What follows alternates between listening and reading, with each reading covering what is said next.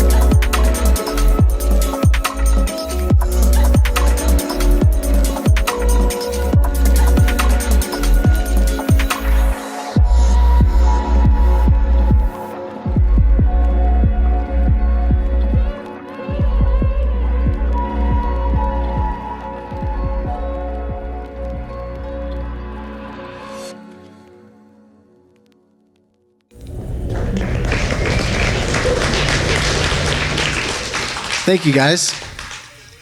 So you can kind of tell from that, like, the main things that Houdini's really good at is smoke, fire, water simulations, all done, inside the computer.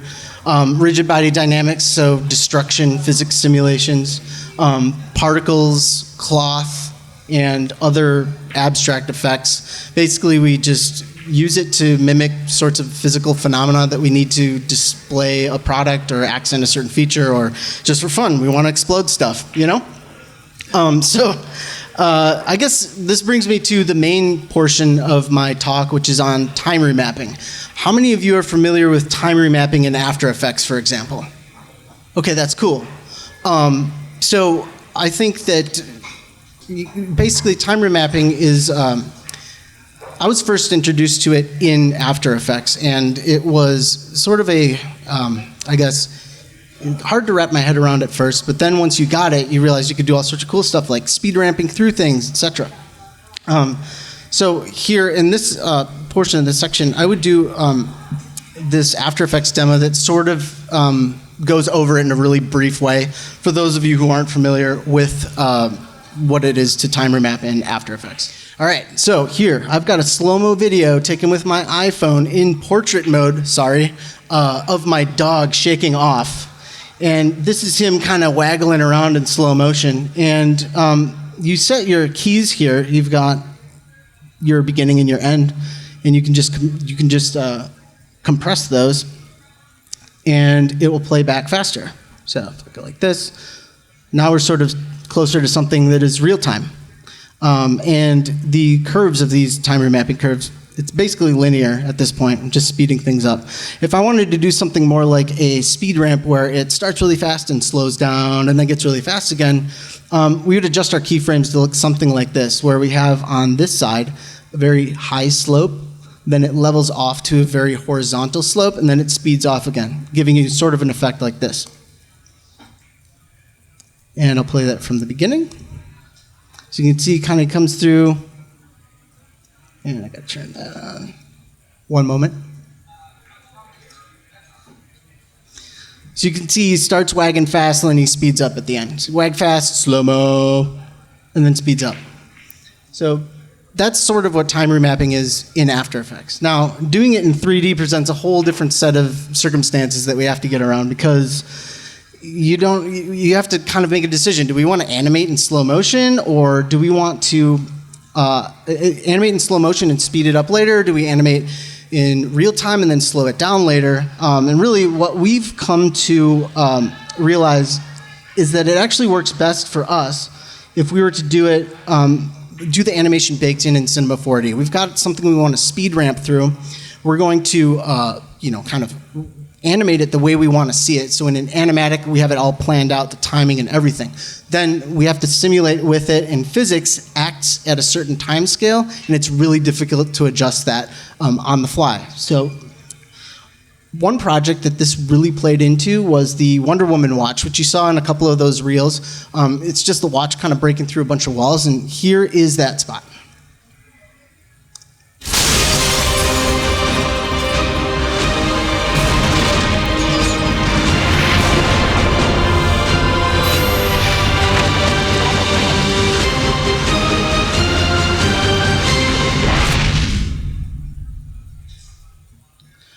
So you can see there was sort of a lot of explosions, a lot of, particles of wood and glass shards flying around.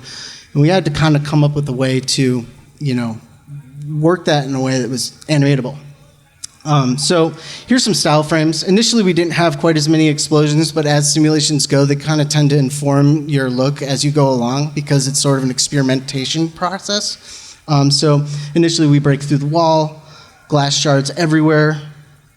We break down this pillar, and we fly out this window, taking a bunch of shards of glass and pieces of wood along with it. Then we do a little quick roll on the ground and transfer to this last shot where we have a bunch of fire and all sorts of stuff we have to create like that. So we created all the fire, we created all those explosions simply by simulating them in Houdini. Here's an animatic that sort of illustrates the way we animate, and then the same shot will play back again with the simulation alongside it, so that you can kind of see how the time remapping is baked into the animation, and then we simulate along with that. So here we've got the watch coming through the wall and slowing down, and we need the particles and the material to kind of go in slow motion with it. Again, in this shot, it starts slow and then speeds off. So it starts slow, and then the simulation speeds up as we fly out. Again, here we come in slow and end up fast. So it slows down, and then it speeds up as we fly off screen. So in this portion, I'm going to jump into Houdini real quick, and I'll try to keep this not as crazy as it can be. Houdini is kind of an intimidating piece of software, but it allows you a lot of flexibility.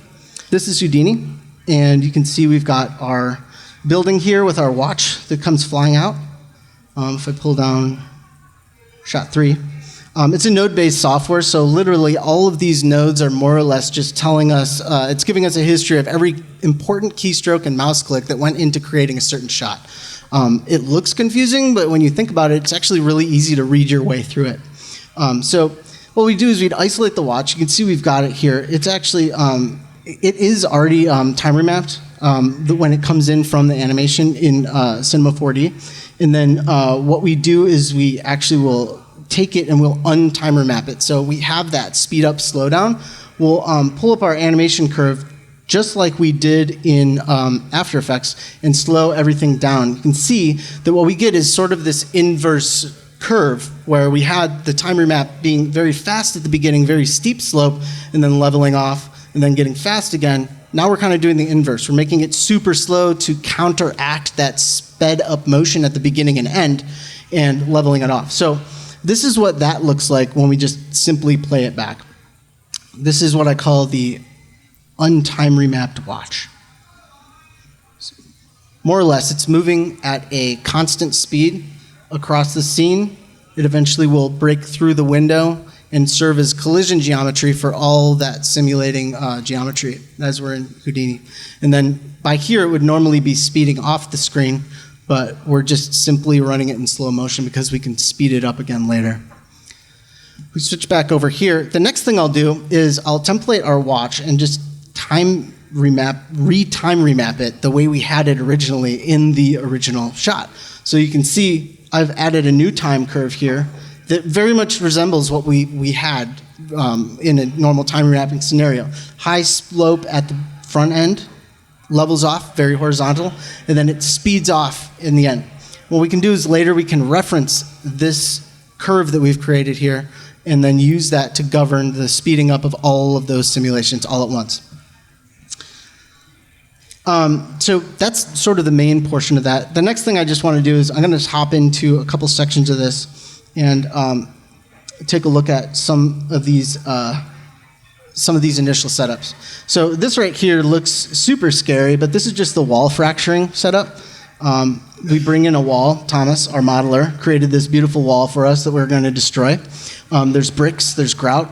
I'll go through and group all these things off. We've got sections of concrete in there, pieces of wood that kind of act as if you construct it the way you would in real life.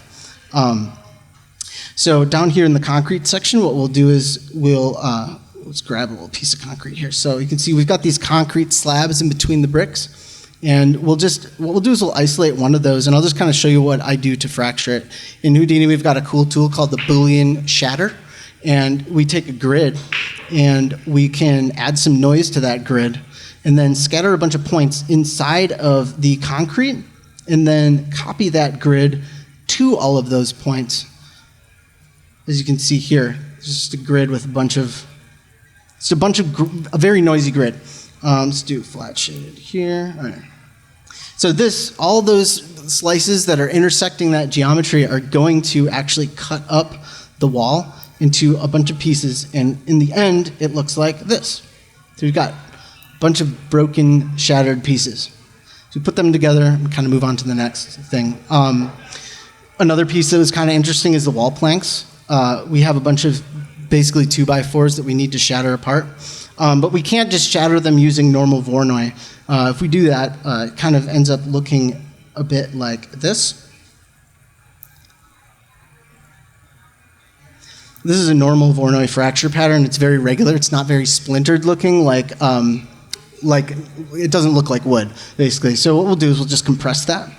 We'll actually size it down by squashing the geometry, like so, and then performing the Voronoi fracture. We end up with some nice, it still ends up like looking chunky like this, but then when we stretch it back out, let's go like this. Bring it back to its normal size. Those Voronoi chunks get elongated back into their original position, and you get these great looking shards. And then we just go on and do that for all the other materials in the scene, and that's sort of what that looks like. At the end, it's kind of cool. We end up with a gigantic exploded piece of wall, and these are all the pieces. We've got little shards of glass, pieces of concrete, broken pieces of brick, little panes of wood in between, and it totals up to be about 10,000 pieces that we'll throw into a simulation and destroy. So when we bring that back over, this is sort of what that process looks like. We've got after we do our rigid body simulation, we have it in slow motion. So this is what the rigid body simulation looks like when we simulate it with the slow motion watch. We change the time scale to be in slow motion and everything. So all this physics is reacting in a way that is super slow. And then we can, again, remap it later. So that's sort of the first pass. We'll destroy that wall. Then we can actually use those pieces to create more parts of the simulation. Because it's pretty stark by itself, we can hop back out and go over to our shot 3. And we can do... what we'll do is we'll create debris with it. So inside here, you can see we'll use the actual pieces that are coming apart and use that, determine how far apart they're moving, and then we'll scatter points and create a particle system off that, which results in this sort of glass shattering pattern that you see right here. So you can see we create a bunch of particles like this that we'll use to add additional particles of glass just to make it more interesting. But these are just dots, so to get them to look like particles, we'll actually go up here and we'll take a box and we'll break this box up into a bunch of little pieces and store them on disk and then instance them back onto those points so that we have more glass, because more is better, for sure, when it comes to doing simulations. So down at the bottom here, we'll instance those back on, and now we're left with what looks like a field of little glass shards flying through our scene. The next thing to do, we'll create actually more of like even finer particles like debris and dust, stuff that actually behaves more like smoke than like particles. So in here, what we can do is create another debris source from that simulation that's coming off. Then we'll run through another particle system that just sort of births a very brief poof of smoke, and then a poof of particles, and then convert those into a fluid source, which you can kind of see here. We're adding turbulence to it and making it so that it generates cloud data, more or less. And then when we add that in with velocity and everything, it ends up giving you something like this. So this is our debris smoke sim with our watch at the same time. And it kind of creates this nice smoky, fluid, dynamic looking simulation. You can see the watches colliding and pulling the smoke along with it as it travels through the scene, and we're all still in slow motion. So yeah, the next part we would do is we would then create an explosion, because we need to have fire and all that stuff. So we'll create a nice collider for our wall, and from that collider with our wall, we will run our pyro sim. It'll basically be colliding with these windows in here and with the wall, so it doesn't kind of intersect. And then we're left with a simulation that looks kind of like this. So let me pull that up. This is the pyro sim all by itself.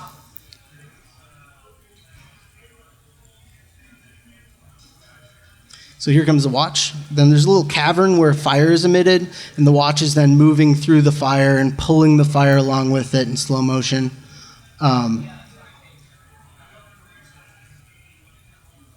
Creating kind of a nice trail over here. And so those are pretty much the elements that went into that shot. The only thing that's left to do is we kind of bring them all together and export them. So if I go down here to this merge, you can see I'll bring in all of our different simulations. Like we've got our wall destruction, we've got our smoke, pyro, and debris particles. And then the next thing I'll do is I'll put down this time shift node. If I open up the parameters for this time shift node, it's actually referencing that time shift node that we created earlier, the one that remapped the untime remapped simulation, or the untime remapped animation. So when we apply this curve to our simulation, we're left with something that looks like this. So first off, I'm going to play the slow motion animation play blast, and then I'll play it time remapped. So here is the slow motion animation. And I put kind of a spinny camera move on this just because I wanted to look at it from different angles as it was happening. So these are all the elements combined.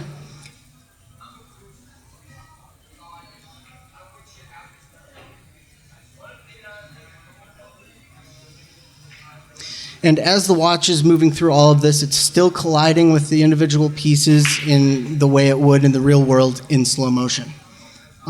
So then the next thing, after we send it through that old time remapping curve that we created, we have this. And this is the time remapped shot. As it moves through that curve, it slows down, speeds in, slows down, and then speeds off. And that really is what drives our edit forward. We cut on that action. It really helps us drive that story in a way that it's exciting to watch. So that is what we are left with. And that then is exported as Alembics and VDBs and then brought into Cinema 4D. And here it is in Cinema 4D. You can see the smoke comes in as we're using a Redshift. The smoke comes in as a pyro volume, and we've got our glass shards. Everything has UVs on it from that setup, normals, face selection sets so we can apply different materials to the inside and outside of the shards of wood, and we're ready to rock. We can just throw this into our scene and put our watch back in there the way we had it in the beginning, and we're ready to render a nice explosion scene. So that sort of concludes how that shot was made, and I will wrap that section of the presentation up with a behind-the-scenes demonstration. Just more of a behind-the-scenes edit. We show clay renders, different passes coming through.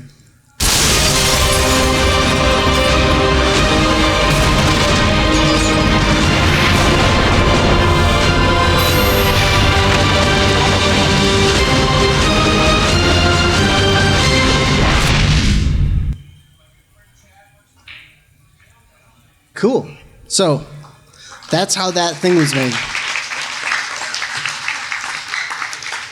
Thank you. The next thing I had was just a little quick demo in Cinema 4D because time remapping is really big in 2018 now. Houdini has gotten new time remapping tools. Cinema 4D has gotten new time remapping tools, including the new Alembic, tag, which allows you to bring in this data and then time remap it on the cinema side, which was previously a rather hard thing to do. So here, I've just created a really simple glass shattering simulation in Houdini and brought it in as an Alembic cache. So you can see here, we've got our little Alembic cache right over here, and it's got all these new features for us, which are really new to R20 and quite powerful. And so what I wanted to do is I wanted to figure out a way that I could time remap this the way I would time remap something in After Effects. I want that timeline control. And if you look down here, you actually get something reminiscent of that. And this is your time remapping curve. Very similar. You can, if I control click here,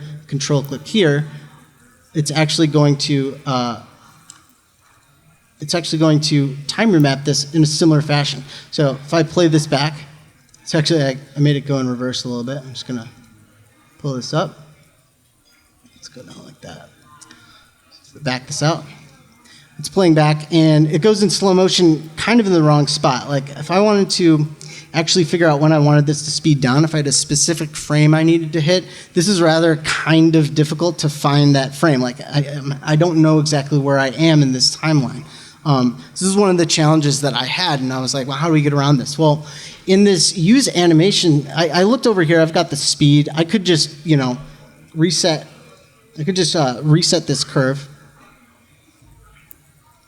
And I could go over to this speed, and I could set this to 25. So, I'm thinking, this is a quarter speed. Could I do something to make it, that's cool. It's going in slow motion. It's slowed down, and it's interpolating all those rotations really nicely. But how can I get more of a frame-like control from frame to frame? So if I hop over here, and I saw that there's this frame option right here. If I untick use animation, I see that I've got this frame. This is great. So if I, I know that my animation goes from 1 to frame 96. So if I go back to frame 1, I'm going to kill all these keyframes. Set a keyframe here. We're going to go off to frame, let's go to 96.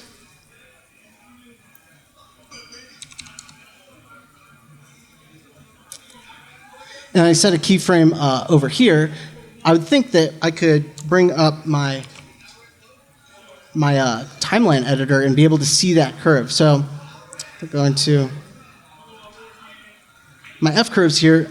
I don't see my my frame animation in here anyways. I'm trying to frame it up. It's not showing up. So I figured out a way that we could work around this, and basically what it involved was adding user data to our geo node and then kind of hacking it that way. So what I would do is I would throw down user data and create add user data. I'm going to just say this is our target frame. And I'm going to turn it to a real number. I'm going to turn off the limits and hit OK. So now we have our target frame down here. So what we could do is I could just set my keyframes on that. We're just going to set the first keyframe to frame 0. We're going to go to the last one and set it to frame 96. And when I key that and pull up the F curves, there we are. We've got our curve. We can linearize it. But the thing is, it's not going to actually do anything until we pipe it into that frame. So we're going to throw down an Espresso tag. And here we've got our Espresso editor. So I'm going to just dock this down here. I'm going to dock this as well. So in our Espresso editor, what I'll do is I'll bring in our geo twice. And I'm going to pipe our user data target frame into our object properties and our frame there. That's the Alembic frame. So if I just simply wire these into one another, go back to frame 0, it plays really fast. Like, it's already done with its animation now, and we're only on frame 6. Well, after a little bit of troubleshooting, what I found out is that it actually is taking the frame that we're hard setting and multiplying it by 24. There's something going on behind the scenes in Cinema that actually will remap that value to some other time scale. So after a little bit of trial and error, got around this by throwing down a time node and using the time node to pull out the frames per second in the scene, as well as a math divide node. So bringing this math, we're going to pipe in our frame that we have created from our user data. We're going to divide it by the frame rate of the project, and we're going to pipe it out to the actual frame in the scene. Then if I grab this is actually still set to add mode. I'm just going to set it to divide. And here we go. We've got our timeline. We're scrolling across, and it's playing back just the way we want it to. So if we wanted to, say, have that animation go bullet time at this frame right here, just come down, control click that, and then say we want it to go slow-mo just for a couple frames, control click again right there, and then I can just drag this out and get really, go crazy with it, do whatever you want. End up with something similar to like what we had before. Frame all that up, and here we are. Sort of a little bit of playback using that new time curve. I'm just gonna just slow down this beginning part just a little bit. So here we go. You can see it is now, and then it'll speed up at the end. So it comes in, goes slow-mo, and then speeds off. And this was quite a bit harder to do prior to R20. You could still do it, but the setup was much more convoluted. I know we got into espresso, but relatively speaking, that's pretty simple espresso. So lastly, I'd like to wrap this whole thing up. We've got a final highlight reel that we kind of like to cut together behind the scenes at ABC. It's just a fun way for us to kind of visualize our projects in a new way. It's a fun way for us to give you guys more, like of a view as to what goes into our projects. So I'm going to play that right now.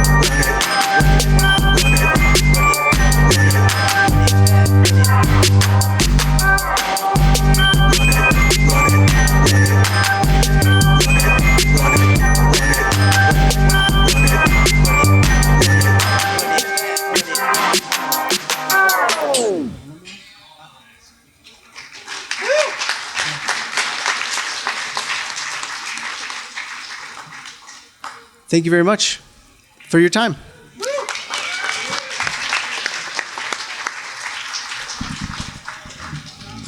All right. First of all, we're going to see if there's any questions in the audience. That's a lot of stuff going on. There's got to be some questions, right? No, they understood all of it. Yeah. All of it? Yeah, it all y'all made can sense. go use Houdini now? Question was, how long did it take to render? Which one? The watch? The watch. Good. I think that the watch, we have a render farm that uses Deadline with a lot of GPUs and Redshift, and I think it took us I think we did it in a weekend. We were kind of thinking it was going to take a long time, but there's about 17 GPUs in there, and it just hammers through it. It actually goes oftentimes a lot faster than we thought it would. So we were like, whoa. It's funny because I left for vacation right as I hit render on that. It was like, cool, I'm submitting this to the farm. I hope you guys can figure it out. I'm out. So, yeah. Any other questions? Anybody else? Yeah.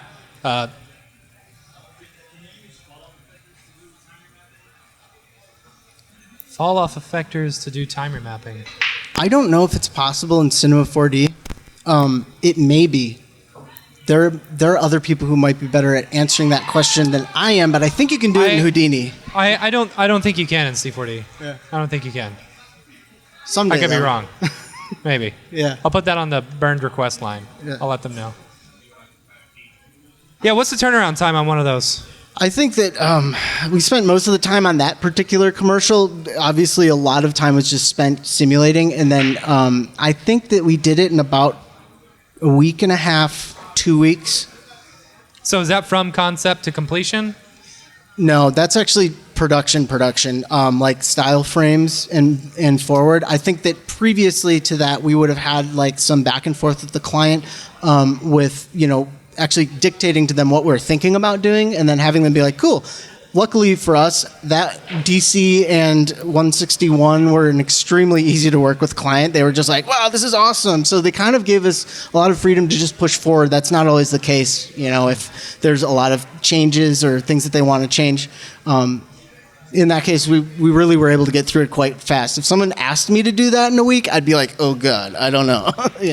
Tacking on to that, how, as far as R&D goes, how much R&D do you guys normally have whenever you're conquering something like this? I'm sure there's a little bit of messing around saying, okay, I think I'm going to do it this way, I'm going to do it this way, instead of just, because Houdini's a beast, You can't just say, oh, I know exactly how to do that, Yeah. About how much time do you have in that before you, really say, okay, this is the way I'm going to go? Yeah. It depends. I have more experience doing explosions and destruction than I do with other things. So Barton will come up to me and he'll be like, what if we want to add what if we want to do this spot with tons of explosions in it? Can you figure out how to do that? And if I can't feel really confident about it after a day, okay, I have a solution. I think that this will work. If I don't feel really that great about it, within a few hours, I'll know and tell them yeah, this is a little bit more intense than I was thinking. And so we kind of go back and forth with that, compromising. Well, what can we do?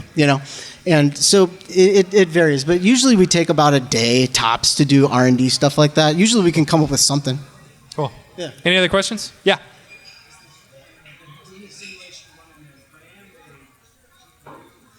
Yeah, what does it's CPU, right? Yeah, it's mostly CPU. It requires a ton of RAM, and it also has certain elements of it that are GPU accelerated. So really, it's the whole thing. Fluids particularly take a lot of RAM. But yeah, it's a combination of having a really high core count in your processor that is fast, having a lot of RAM, and having a really cool GPU that can handle it with lots of RAM as well. Anyone else? Yes.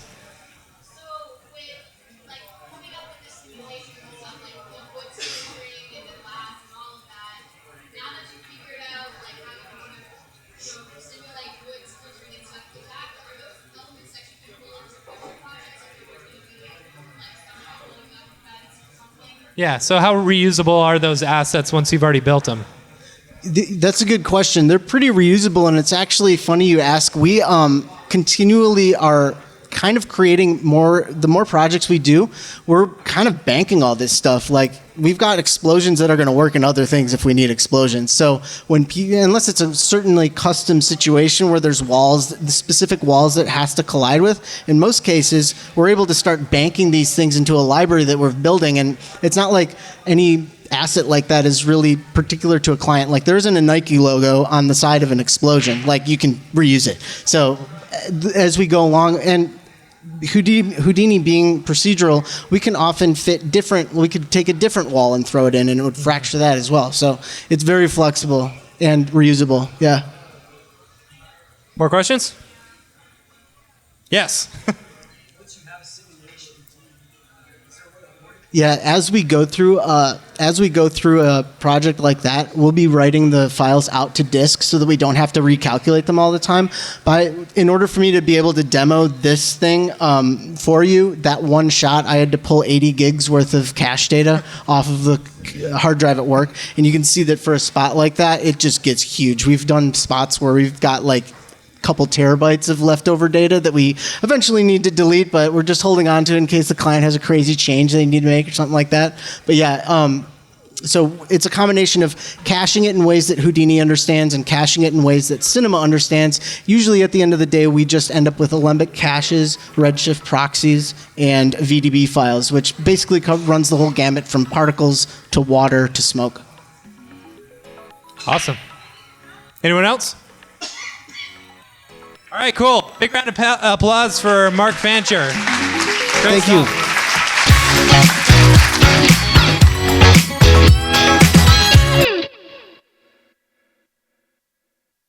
Mograph.com, an online resource for motion graphic artists. Start your week with the Mograph podcast. Industry news, interviews with your favorite artists, and terrible humor. Watch live shows and interviews from Mograph events like NAB, SIGGRAPH, Half-Res, and local meetups.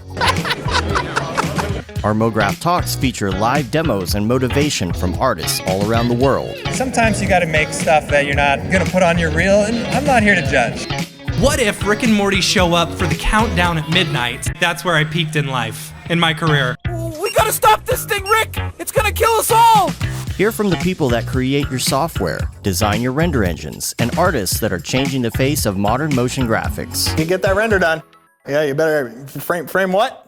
Mograph tutorials and online classes will teach you about Cinema 4D, After Effects, as well as other popular software and render engines. Throw in the HDR Studio, take the render settings, pick the HDR, put in a reflection, and gorgeous. Branch into new software, learn time-saving tips, techniques, workflows, and lessons that'll keep you up to date in the world of motion design.